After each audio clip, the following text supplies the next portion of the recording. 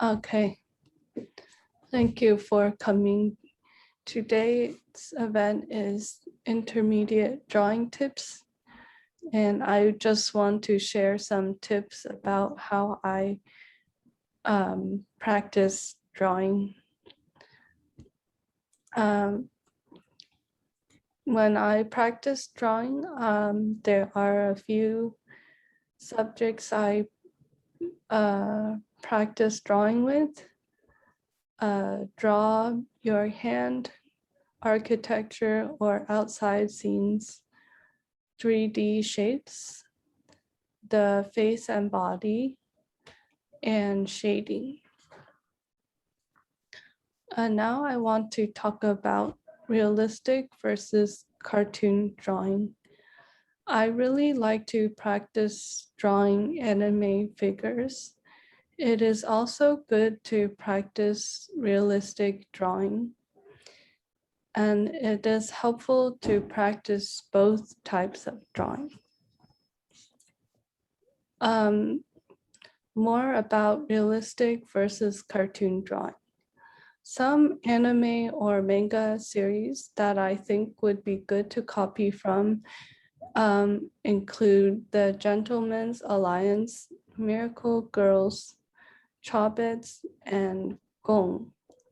These anime or manga series express Japanese culture and Korean culture.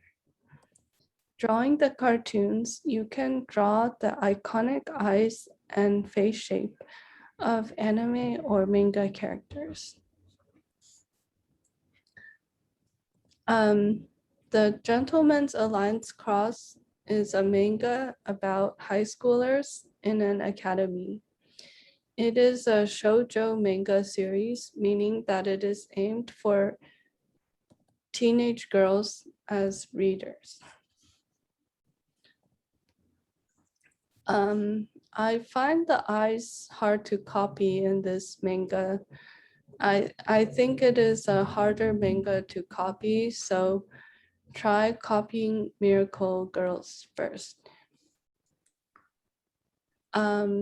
This is the manga called Miracle Girls. I like to copy the eyes of the characters in this manga series. This series is about twin girls who have psychic abilities. They each have their own boyfriend and their strengths in school. I like to start with drawing the eyes first, then the face shape outline, then the hair and the rest of the face. Chobits is another manga I like to copy. Chobits is written by the Japanese collective Clamp. It is about persocoms or robots. The main character is Hideki, who finds a persocom one day. This is a dialogue on robots and humans and whether robots can be human too. Last manga is Gong. Gong is a Korean manga that features the main characters in a royal palace clothing, hanbok. It is set in a modern day where the monarchy exists. And I'm sharing some examples of my cartoon drawings. I like to use pencil on paper to draw the cartoons, and I practice drawing these on 18-inch by 24-inch drawing pads. I like to use pencil on paper to draw the cartoons, and oh right, I already said that.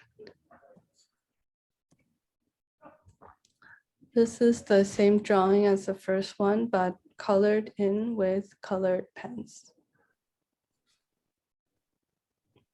And then here's a realistic drawing I did. It's a drawing of geishas preparing and putting on makeup. And I colored it in with India ink. And first I use pencil and then I use India ink to color it in. So other things you can practice drawing are architecture or outside scenes. In drawing architecture and outside scenes, it is necessary to use perspective sometimes. In this picture, it is a 2-point perspective. So it's good practice to draw architecture and outside scenes. And it is nice to keep sketches of places you have visited before. So this is an example of a scene that I illustrated in my sketchbook. So it is good practice to draw various scenes, indoors or outdoors, for practicing drawing. And here's another sketch, if you can see, it's of the photo I had earlier here. This is another sketch. This sketch has a 2-point perspective and a horizon line. Yeah. And then one can also draw the face and body. I found this online, but I guess the body is approximately 8 units if you use the head as 1 unit. And here's a useful YouTube video that talks about it more. So it is useful to practice drawing the face and body. The body is more like figure drawing, and practicing drawing the face is useful too. And then shading. Practicing shading, it can be very useful to practice shading. There are charts for levels of shading too you can look at. So this is an example where they practice creating different tones or levels of shading. To practice shading, you can shade in many things: 3D objects, indoor or outdoor scenes, figure drawing, and more. Just add shading little by little. You can also shade with ink, and you can also shade with watercolor. And here's my drawing of more geishas and the shading done with India ink. There are many ways to shade in a drawing. For example, there's hatching, cross-hatching, stippling, and other techniques.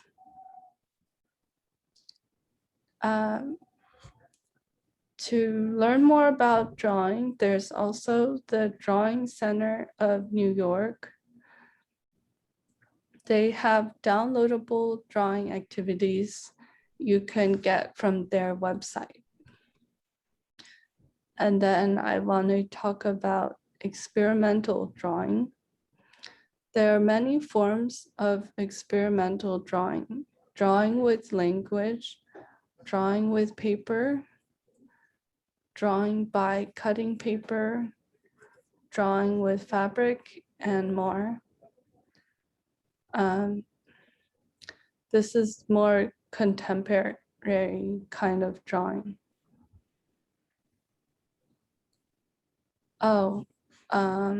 Some artists that emphasize drawing.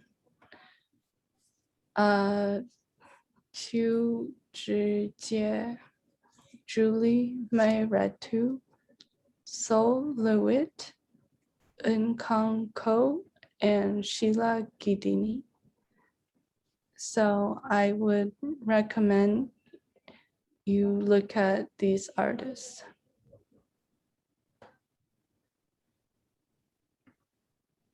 Qiu Zhijie is a Chinese artist who is interested in the maps of the world.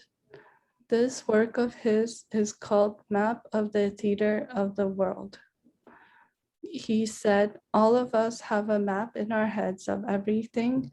For example, Hong Kong.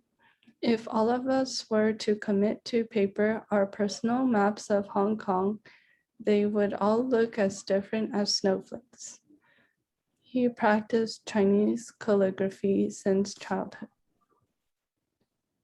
And then Julie Mehretu.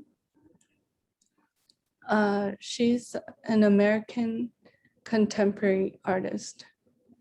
Her art is about urban, social, political changes. She makes large-scale paintings and drawings.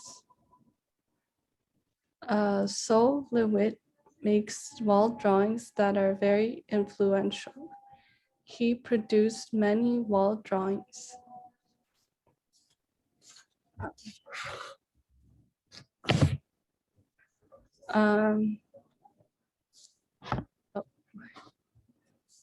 Sunlight.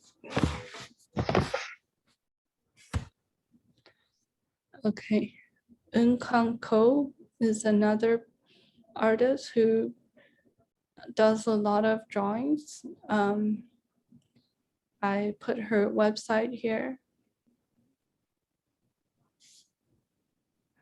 And then Sheila Ghidini. She teaches at UC Berkeley Extension. She likes to draw chairs and other objects. Yeah, so these are the artists I recommend looking at if you're interested in drawing. For figure drawing, there are often live figure drawing sessions you can join in person or online. For example, San Francisco International Figure Drawing Group has many of these kinds of events. Since the Renaissance, figure drawing has served as a foundation of artistic training, a crucial preliminary step in the process of producing a painting or sculpture. Figure drawing today reaches far beyond the historical practice of drawing from life, with many artists creating drawings that engage with other artistic media, such as photography and video. Drawing in traditional Chinese art. Drawing is a big part of traditional Chinese art. This is one of my favorite traditional Chinese paintings, where it could also be called drawing because of the nature of the gongbi style. The gongbi style is carefully sketching the outlines of the forms. This work is part of many scenes in a work called Court Ladies Preparing Silk and Night Entertainments of Han Xizai. Other drawing tips. Draw every day and be patient and find your unique style. Drawings can be contour drawings or shaded in. Keep a sketchbook and sketch scenes, people, or other topics every day. Large drawing tips. I have many tips about creating large drawings. I work on the wall and on the floor, taping my large drawing there. I also sometimes use my window to trace. Homework, practice drawing this village called Positano in Italy. Also try to draw images from the anime or manga series I have mentioned earlier. Okay, yeah, thank you. That's my presentation. It's good. I think this summarize what you would teach a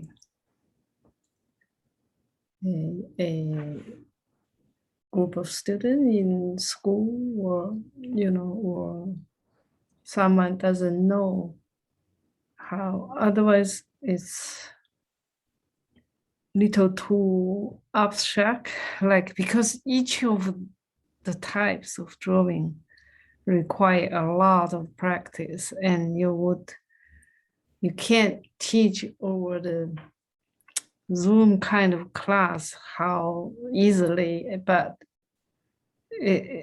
teaching artwork a lot has to do with showing and and like a coaching them. It's hard, but it's good for you to prepare your teaching plan. Like if you were teaching a grade school art class, how you would space out these topics of drawing buildings or mimicking others' paintings. Or this week, I will emphasize to teach in class how to do the shading using graphics or using inks or using colored pigment, whatever. So you get plan how you teach an art class in one semester or in half semester or in whole semester, depending on what course you're teaching. It's good. And you can save Oh, the, I know. yeah.